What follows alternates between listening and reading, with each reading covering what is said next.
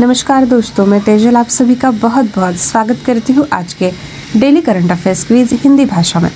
आज के क्विज का पहला सवाल, भारत का पहला एलिफेंट डेथ ऑडिट फ्रेमवर्क किस राज्य द्वारा हाल ही में लॉन्च किया गया था?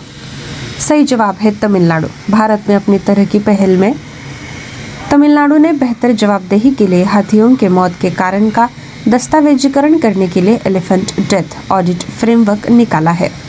अगला सवाल, किस बैंक ने 2022-23 के लिए 100 दिवसीय कासा चालू खाता बचत खाता अभियान शुरू किया? सही जवाब है कर्नाटक बैंक। कर्नाटक बैंक ने 100 दिनों के लिए 2022-23 का कासा चालू खाता बचत खाता अभियान शुरू किया। 15 नवंबर 2022 से 24 मार्च 2023 तक शुरू होने वाले इस अभियान के तहत बैंक पूरे भारत में सभी 883 शाखाओं में 3.65 लाख से अधिक कासा खाते खोलने का इरादा रखता है। अगला सवाल, LIC के उत्पादकों को उपलब्ध कराने के लिए किस कंपनी ने LIC के साथ सहयोग किया? सही जवाब है इंश्योरेंस देखो। इंश्योरेंस देखो ने LIC के साथ मिलकर उसके उत्पादों को उपलब्ध कराने के लिए सहयोग किया है।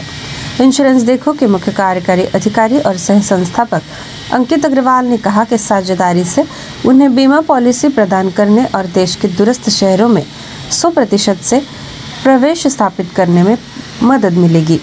अगला सवाल, कौन सा भारतीय मूल का उद्यमी 2022 में फॉर्च्यून की वार्षिक 40 अंडर 40 सूची में शामिल किया गया था? सही जवाब है कनव करिया और अंकित गुप्ता।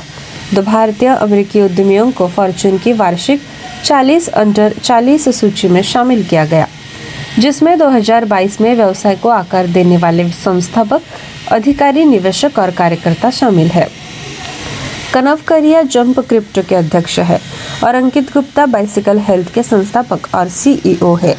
पांचवा सवाल, किसे राष्ट्रीय पेंशन प्रणाली ट्रस्ट यानी NPS ट्रस्ट के अध्यक्ष के रूप में नियुक्त किया गया? सही जवाब है सूरज भान। पेंशन निधि विनियामक एवं विकास प्राधिकरण सूरज भान को राष्ट्रीय पेंशन प्रणाली ट्रस्ट का अध्यक्ष नियुक्त करता है, जो राष्ट्रीय पेंशन प्रणाली के तहत धन के प्रबंधन के लिए जिम्मेदार है। छठा सवाल, विश्व दर्शन दिवस 2022 कब मनाया गया? सही जवाब है 17 नवंबर। विश्व दर्शन दिवस यूनेस्को द्वारा घोषित एक अंतर्राष्ट्रीय दिवस है, जिसे नवंबर के हर तीसरे गुरुवार को मनाया जाता है। इस साल यह 17 नवंबर को the human of the future के थीम के साथ मनाया गया। अगला सवाल, किसने पुरुष एकल पेरिस मास्टर 2022 का खिताब जीता? सही जवाब है होल्गर रूने। 19 वर्षीय होल्गर रूने ने पेरिस मास्टर्स 2022 के फाइनल में नोवाक जोकोविच को हराकर अपना पहला ATP मास्टर्स 1000 खिताब जीता। इस जीत के साथ रूने ने पुरुष एकल रैंकिंग में भी शीर्ष 10 में प्रवेश कर लिया। अगला सवाल, किसे उनके उपन्यास हम यहाँ थे के लिए 31वें बिहारी पुरस्कार 2021 से सम्मानित किया गया? सही जवाब है मधु कांकरिया।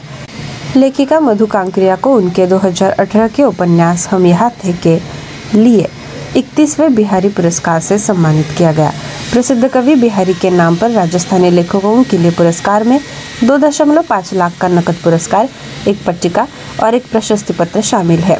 अगला सवाल, किस संगठन ने बांग्लादेश की अर्थव्यवस्था को स्थिर करने के लिए 4.5 बिलियन अमेरिकी डॉलर का ऋण प्रदान करने पर सहमति व्यक्त की? सही जवाब IMF। बांग्लादेश और अंतर्राष्ट्रीय मुद्रा कोष एक प्रारंभिक समझौते पर पहुंचे हैं, जिसके तहत वैश्विक ऋणदाता इसकी अर्थव्यवस्था को स्थिर करने और कमजोर लोगों की सुरक्षा के लिए 4.5 बिलियन डॉलर का सहायता पैकेज प्रदान करेगा। अगला और आखिरी सवाल, उनकी साहित्यिक आलोचना पुस्तक पचरंग चोला पहर सखीरी के लिए किसे 32वां बिहारी पुरस्कार 2022 प्रदान किया गया? सही जवाब है डॉक्टर माधव हाड़ा। लेखक डॉक्टर माधव हाड़ा को उनकी 2015 की साहित्यिक आलोचना पुस्तक पचरंग चोला पहर सखीरी के लिए 32वें बिहारी पुरस्कार 2022 से सम्मानित किया गया। बिहारी पुरस्कार हर साल हिंदी या राजस्थानी के लिए एक राजस्थानी लेखक द्वारा पिछले 10 वर्षों में प्रकाशित उत्कृष्ट कार्य के लिए दिया जाता है। दोस्तों, ये थी हमारी आज की daily current affairs quiz Hindi भाषा में। मिलते हैं अगले सत्र में। आप सभी का बहुत बहुत शुक्रिया।